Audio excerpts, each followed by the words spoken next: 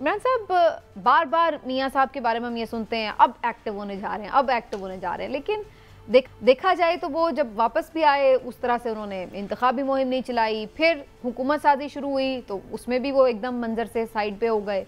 उसके बाद से अब हुकूमतें भी चल रही हैं तो कोई उनकी तरफ से पूरा हफ्ता गुजर जाता है, स्टेटमेंट नहीं आता। आज मैं देख रही थी जो PMLN के अपने लोग हैं, वर्कर्स भी, उनके लीडर्स भी और बहुत से हामी सहाफ़ी भी, वो भी ये तनकीद करते नज़र आ रहे थे कि इस तरह कैसे इस दौर में जहाँ पे हर वक्त हर चीज़ पे लोग रिएक्शन देते हैं तो मियाँ साहब वो बिल्कुल 7-7 दिन खामोश हो जाते हैं, उनका कोई अता पता ही नहीं होता। ये क्या वजह है इसकी? क्या मियाँ साहब नाराज़ हैं? क्योंकि कुछ उनके करीबी सहाफ़ी तो ये भी कह रहे हैं कि वो नाराज़ हैं। अच्छा सबीना, पहली बात तो ये है कि मियाँ साहब नाराज़ तो बिल्कुल भी नहीं है। और किससे नाराज़ होंगे? अपनी बेटी से या अपने भाई से? वो किसी से नाराज़ नहीं है। असल में उनकी सारी तवज्जो थी अपनी बेटी, अपनी साहबजादी मरियम नवाज़ साहबा की हुकूमत जो है उसको सेट करने में। उनकी तमाम टीम, खुद मियाँ साहब अपनी तमाम तर तवानाइयों के साथ जो है ना सिर्फ मरियम नवाज़ की रहनुमाई करने में मसरूफ़ हैं, बल्कि जो उनके करीबी लोग हैं उनका तो ये कहना है कि वो ख़ुद तकरीबन हर अहम मीटिंग में भी शामिल होते हैं अपनी बेटी के साथ। और उनकी बेटी जो है वो भी पूरी तरह से अपने वालिद की रहनुमाई में ये सारा काम कर रही है। तो एक तो उनकी मसरूफियत सारी उधर थी। दूसरा, वो ये समझते हैं कि शायद अब वो वक्त आ गया है कि उन्हें मरियम नवाज़ जो हैं वो ख़ुद मामलात को उस डगर पे ले आई हैं, तो लिहाजा अब उन्हें जो उनका कारकुन है और ख़ास तौर पे इस हालात में महंगाई में और जो बिजली के बिल हैं, मुस्लिम लीग नून की क़यादत के लिए इस वक्त सबसे अहम मसला महंगाई है। मुल्क में के जो माशी सूरत हाल है उसमें वो ये समझते हैं कि इमरान खान जो हैं वो तो आवाम को बाहर नहीं ला सके। PTI तमाम तर उसके बावजूद जिस तरह भी हुकूमत ने उसको टैकल किया, वो कोई सड़कों पे एहतजाज नहीं कर सकी। लेकिन महंगाई एक ऐसा बम है जो किसी वक्त भी आवाम को सड़कों पे आने पे मजबूर कर सकता है, जो आवाम को एहतजाज पे मजबूर कर सकता है। और बिजली के बिलों में, जो बिजली की कीमतों में बार बार का इजाफा है, लोग इससे बड़े परेशान हैं।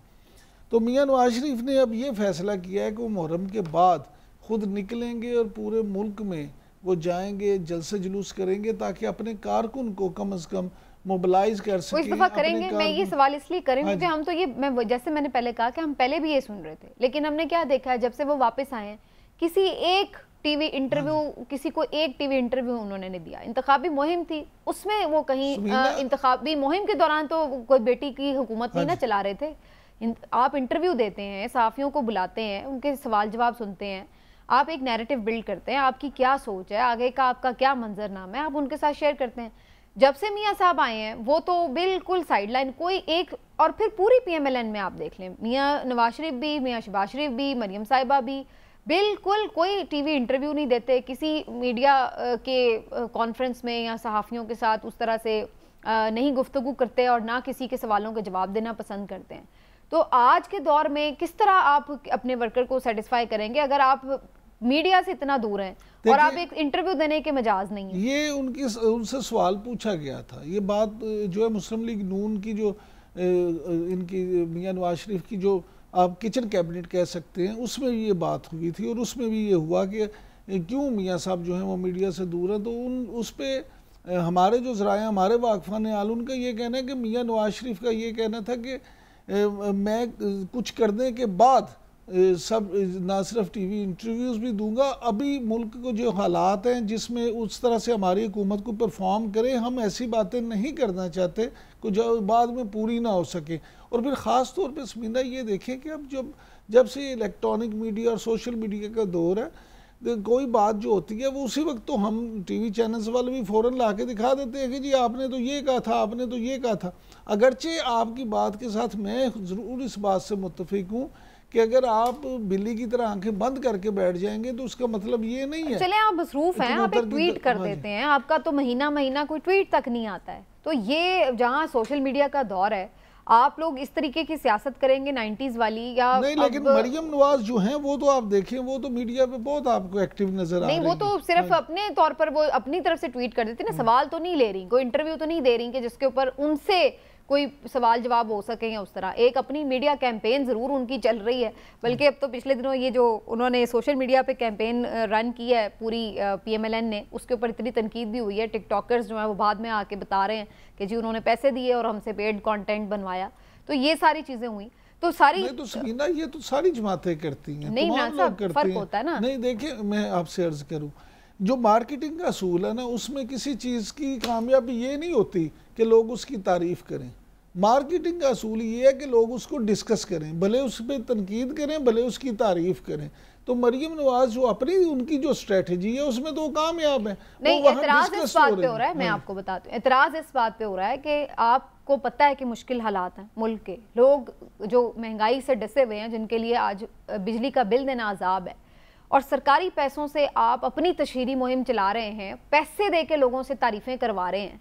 एक चीज़ होती है कि आपने अच्छा काम किया, आप खुद देख के कहें, मैं कहूँ कि हाँ भाई ये चीज़ हुई है, ये तब्दीली आई है जिस सूबे में, ये अच्छा काम हुआ है। एक चीज़ ये है कि मुझे आप पैसे दें और कहें कि चलो जी मेरी तारीफें करो, और वो पैसा जो है वो सरकारी खजाने से दिया जा रहा है। तो जाहिर सी बात है उसके ऊपर सवाल तो उठेगा कि भाई आप अपनी तशहीरी मुहिम जो है उस गरीब आवाम के पैसे से कैसे चला रहे हैं। आपकी बात बिल्कुल ठीक है, उन पे तो सवाल उठेगा जो पैसे दे के करवाते हैं। तो क्या उन पे सवाल नहीं उठना चाहिए जो पैसे लेके झूठ बोल रहे हैं? वो तो अब उनके उठा है ना, मेरे लोगों ने जब उनको आगे से सवाल, उनके जो कमेंट सेक्शन बंद भी थे ना, लोगों ने जो उनके साथ किया है, 3-4 लोग वीडियो डिलीट करके चले गए। देखिए बात ये है कि अगर हुकूमत, तमाम हुकूमतें ये करती हैं कि पैसे दे के ही इश्तार चलवाते हैं, मुफ्त नहीं चलते, लेकिन जो यूट्यूबर्स या जो टिकटॉकर्स पैसे लेके बकौल आपके, उनका तो काफी सॉफ्टवेयर अपडेट हुआ है। देखिए जो आप बात करें, ये अवाम ने उससे पहले कर दिया हुआ है। उन्होंने जब उसके ऊपर तनकीद की है तो वो खुद हाथ जोड़ के बता रहे हैं कि जनाब हाँ जी ये सारा। और देखिए एक फर्क और भी है, एक चीज़ होती है आप इश्तिहार दे रहे हैं ना, सबको पता है कि ये पेड कंटेंट है, और एक चीज़ होती है कि आप झूठी तशहीरी मुहिम इस तरह चलाते हैं कि आप बता नहीं रहे कि ये पेड कंटेंट है, और जैसे कोई नेचुरली किसी ने वो उसके ऊपर किया है। तो इन दो बातों में फ़र्क है। लेकिन बहरहाल कहने का बददियानती भी है बिल्कुल। लेकिन बहरहाल ये एक मुख्तलिफ बात रही, लेकिन जो सवाल था बुनियादी, देखते हैं जी अब नवाज शरीफ साहब आगे बढ़ते हैं तो वाकई सियासी सरगर्मियाँ शुरू करते हैं या फिर ये सिर्फ एक ढकोसला ही है। आखिर में सिर्फ इतनी बात, इमरान साहब बरतानिया में तब्दीली आ गई है, लेबर पार्टी भारी मैंडेट के साथ जीत गई है और अब तो उनकी कैबिनेट भी अनाउंस हो गई है। तब्दीली इसलिए है क्योंकि काफ़ी ज़्यादा इस बात का इम्कान बताया जाता था कि शायद कंजर्वेटिव पार्टी ही आगे करेगी, लेकिन बिल्कुल डिफरेंट हमें रिजल्ट्स नज़र आ रहे हैं। लेकिन मज़े की बात यह है कि कोई किसी से इंतखाबी निशान नहीं छीना गया, ना कोई धांधली के इल्ज़ामात। जो गया है उसने भी खुश दिली से इसको कबूल किया है, जिम्मेदारी ली है हार की, और जो आया है उसने भी तारीफ़ की है कि जो कर रहा था अच्छा काम कर रहा था, हम आगे बढ़ाएंगे वगैरह। तो ये एक ऐसी डेमोक्रेसी जिसमें आपका दस्तूर लिखा हुआ भी नहीं है, कोई रिटन कॉन्स्टिट्यूशन नहीं है, वहाँ पर ये सूरत हाल है। ये हमारे मुल्क में ख्वाब ही रहेगा कि हम भी कभी इस तरह के मनाजिर देख सकें। समीना, जमहूरियत जो है ना वो किसी आइन की लिखे हुए कानून की पाबंद नहीं होती। इखलाकियात ही असल में जमहूरियत का नाम है। तो इखलाकियात वो नहीं होते कि आपको किसी ने चार्ट पे लिख दिए तो आपने अमल करना है। इखलाकियात आपकी तरबियत भी होती है, इखलाकियात आपका बिहेवियर होता है।